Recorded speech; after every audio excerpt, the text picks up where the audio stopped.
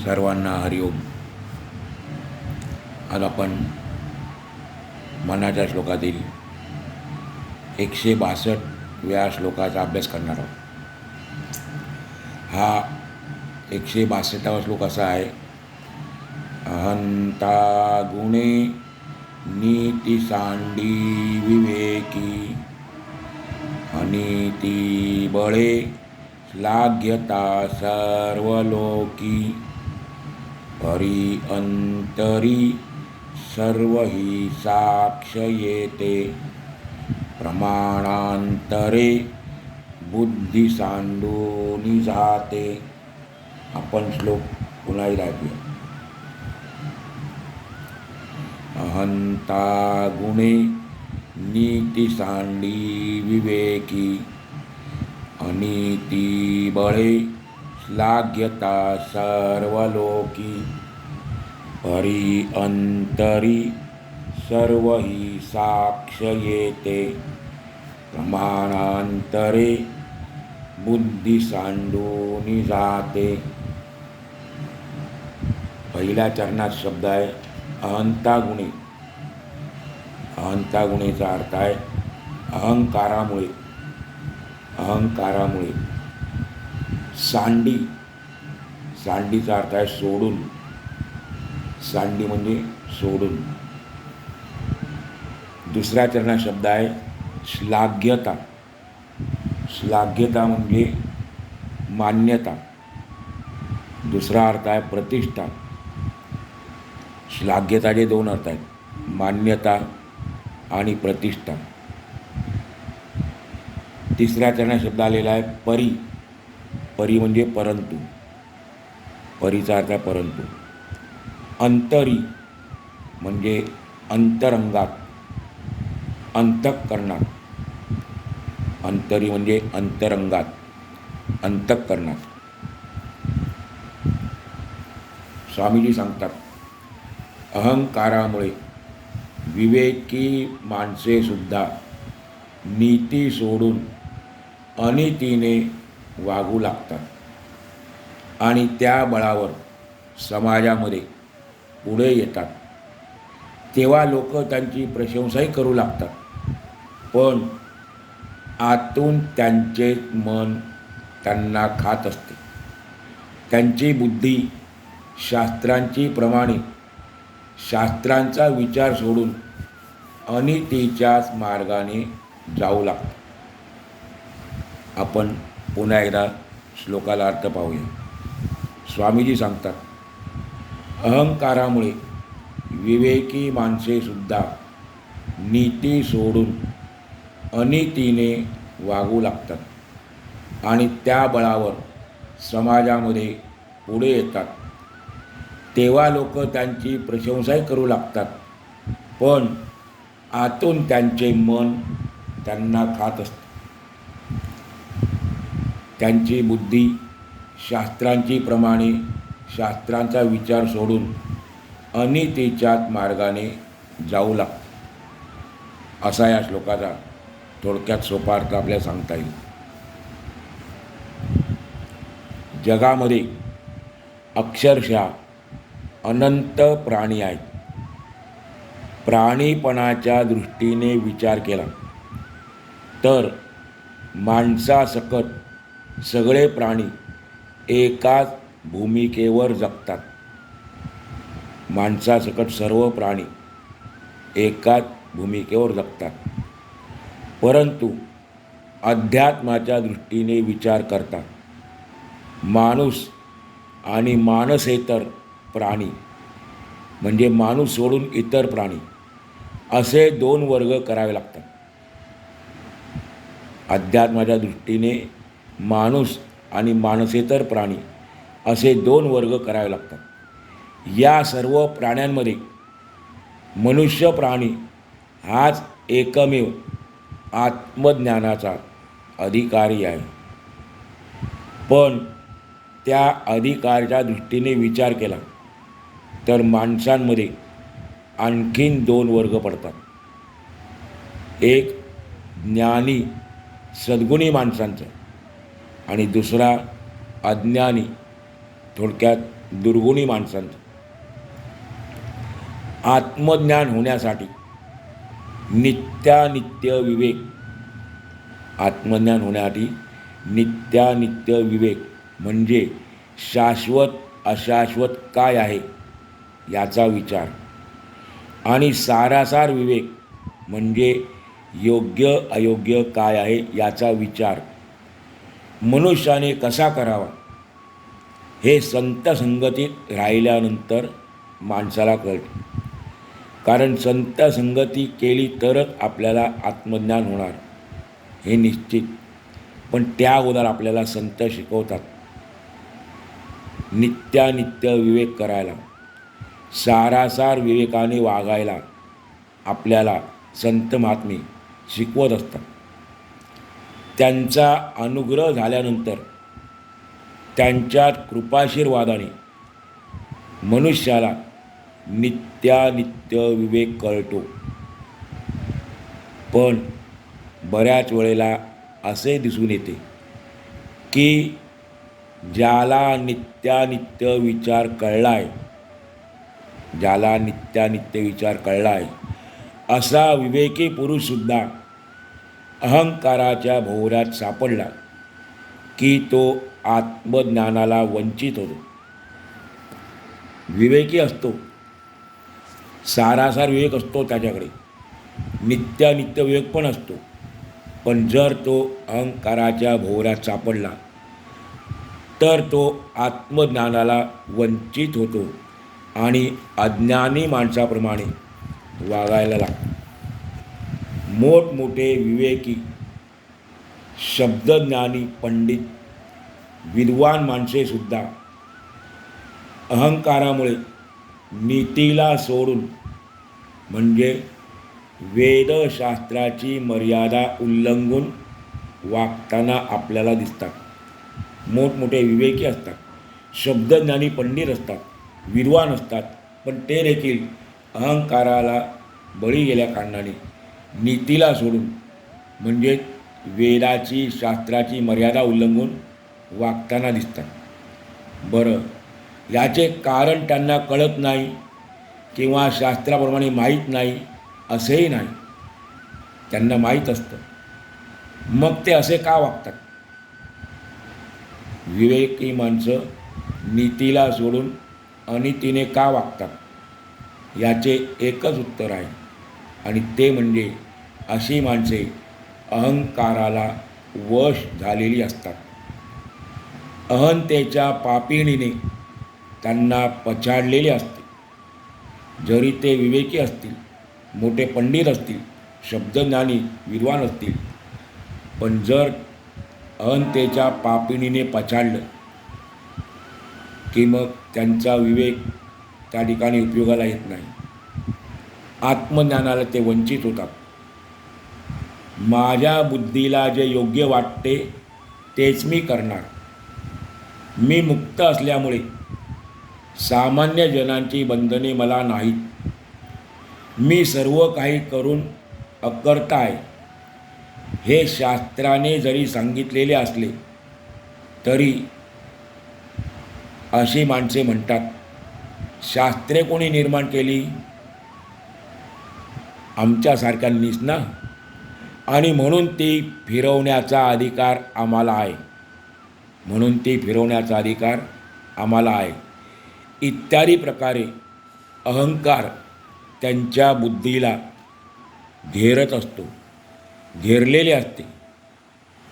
अहंकाराला म्हणजे मीपणाला बळी पडून असा विवेकी मनुष्यसुद्धा अधर्माने, असत्याने, अनितीने वागू लागतो आणि खऱ्या आत्मसुखाला पारखा होतो. लौकिकदृष्ट्या म्हणजे या जगाच्या दृष्टीने तो खूप सुखी दिसून येतो. सर्व प्रकारची भौतिक सुखे त्याच्यासमोर हात जोडून असतात. धन, दौलत, संपत्ती, प्रतिष्ठा, मान सन्मान त्याच्या पायाशी लोळत असतात. लौकिकात म्हणजे या समाज जीवनात त्याची प्रतिष्ठा, त्याची मान्यता मोठी असल्याकारणाने त्या प्रतिष्ठेला भुलून तो अनितीने, असत्याने, अधर्माने वागत आहे असे लक्षात येऊनसुद्धा लोक त्याची वाहवा, प्रशंसा करीत असतात. लोकांना लक्षात येतं की हा माणूस आहे तो अनितीने वागतो, अधर्माने वागतो, असत्याने वागतो, पण त्याच्याजवळ संपत्ती आहे, त्याला समाजात मान सन्मान आहे, त्याची प्रतिष्ठा आहे आणि म्हणून ते अशा लोकांची प्रशंसा करतात. त्याच्यात मागे जनता डोळे झाकून धावत असते. आज आपण दूरदर्शनवरील बातम्यांची कोणतीही वाहिनी सुरू केली किंवा कोणतेही वर्तमानपत्र उघडून पाहिले तर अशाच प्रकारच्या बातम्या अगदी सर्रासपणे आपल्या निदर्शनास आणून दिल्या जातात. अशी अनितीने वागणारी माणसे आज सर्वच क्षेत्रात उजळ माथ्याने फिरताना दिसत आहेत. अनितीने वागतात, असत्याने वागतात, पण धन आहे, पैसा आहे, प्रतिष्ठा आहे आणि त्या जोरावरती उजळ माथ्याने फिरताना दिसतात सर्वच क्षेत्रात. मग ते सामाजिक क्षेत्र असो, राजकीय क्षेत्र असो, शैक्षणिक क्षेत्र असो किंवा अध्यात्माचं क्षेत्र देखील असो. असे कोणतेही क्षेत्र नसेल की त्या ठिकाणी अनितीचा बोलबाला नाही. आपण मनुष्य आहोत हे आजचा मानव प्राणी विसरला आहे. म्हणून मनुष्य शब्द काढून प्राणी म्हणजे जनावर हाच शब्द आजच्या या अनितीने वागणाऱ्या माणसाला शोभून दिसतो. आज समाजात प्रत्येकजण स्वतःला लपवतो आहे. मी खरा कसा आहे हे कोणीही जगासमोर दाखवायला तयार नाही. या उलट मी तसा नाही, मी असा आहे हेच लोकांना दाखवण्याची माणसाची प्रवृत्ती होते आहे. आज आपण बारकाईने समाजाचे निरीक्षण केले तर असे दिसून येते की प्रत्येकजण सात्विकतेचा, चांगुलपणाचा मुखवटा घालून अगदी साळसूदपणे समाजात वावरत आहे. प्रत्येकजण स्वार्थापायी अंध झाला आहे. धन, पद, प्रतिष्ठा असल्याने प्रत्येकजण मदांध झाला आहे. त्याला मद, जो एक 6 शत्रूंपैकी मद आहे, मस्ती, उन्मत्तपणा त्याच्यामध्ये आलेला आहे. भारतीय संस्कृतीने घालून दिलेला धर्माचा, न्यायाचा, नीतीचा, सत्याचा मार्ग आज तुडवला जातो आहे. त्याची पायमल्ली होते आहे. सत्वाची नीतिविषयक मूल्ये, सत्याची नीतिविषयक मूल्ये, दोन्ही सत्वाची आणि सत्याची नीतिविषयक मूल्ये आज झुगारून दिली जात आहेत आणि अनितीचे आचरण, अधर्माचे आचरण, अन्यायाचे आचरण करणे भूषणावह समजले जातात. यातच लोक स्वतःचं भूषण मानतात आणि विशेष म्हणजे अशाच प्रकारची दुर्गुणी माणसे सर्वत्र विजयी होताना दिसतात. अशावेळी एका जुन्या हिंदी कवीच्या गाण्यातल्या ओळी आठवतात. सर्वांना माहिती आहे, आपण जुन्या काळातले एक गीत आहे. रामचंद्र कहे गए सीता से, रामचंद्र कहे गए सिया से, ऐसा कलयुग आएगा. हंस चुगेगा दाना जग में, कौवा मोती खाएगा. आजच्या या कलियुगातलं हे अत्यंत सजीव चित्रण केलेलं आहे त्या कवीने. म्हणून अशा वेळेला जगामध्ये सामान्य मनुष्य जेव्हा दुर्गुणी माणसांना सुखी ऐश आरामी जीवन जगताना पाहतो, तेव्हा तो या लोकांना घाबरून असतो.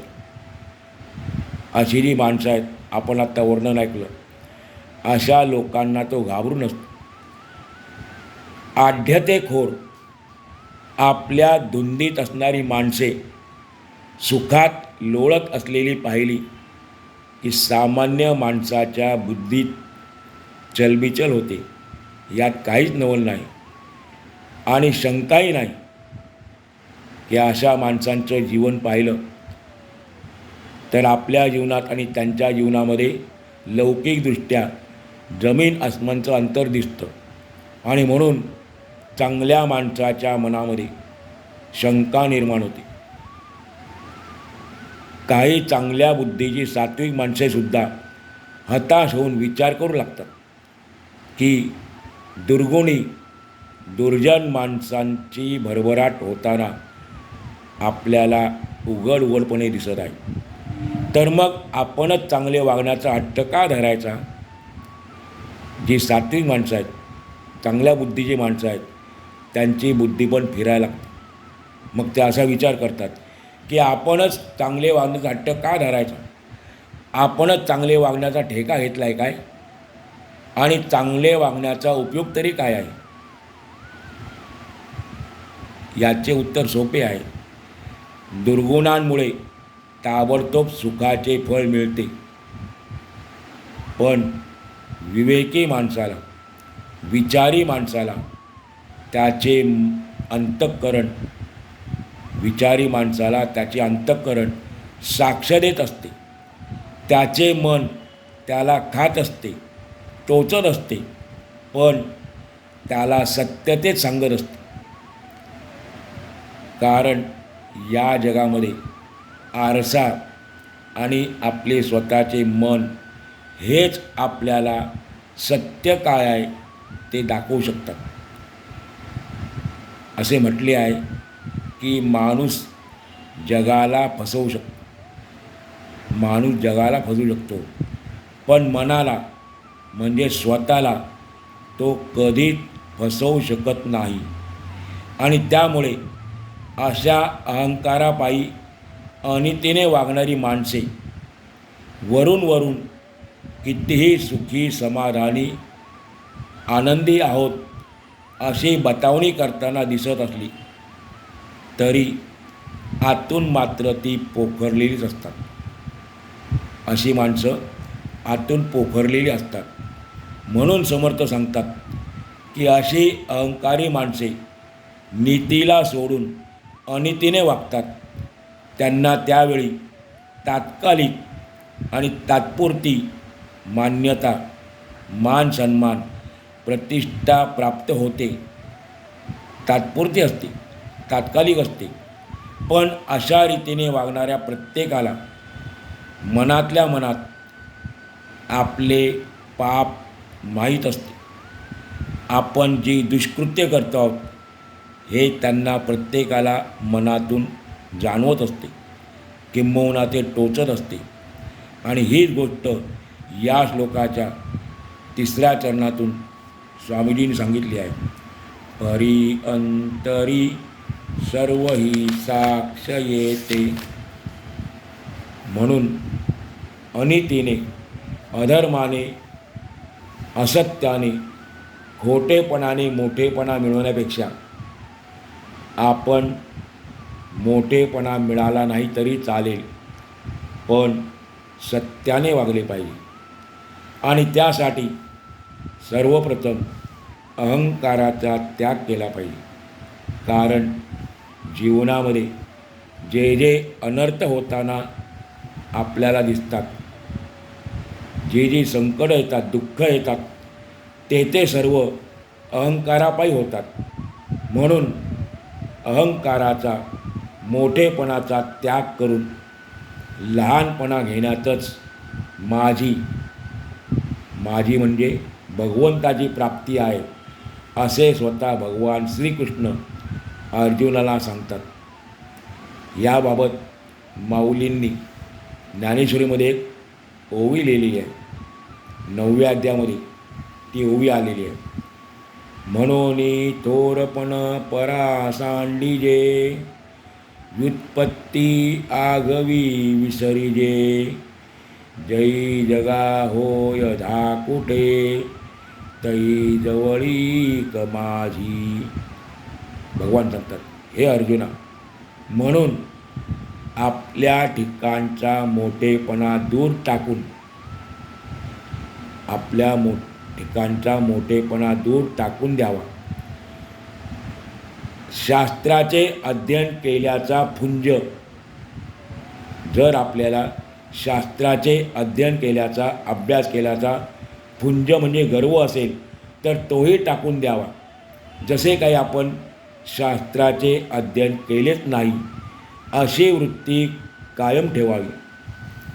जगतात म्हणजे जगात अशा प्रकारचा सर्व प्रकारे लहानपणा जेव्हा घ्यावा तेव्हाच माझे सान्निध्य प्राप्त होते.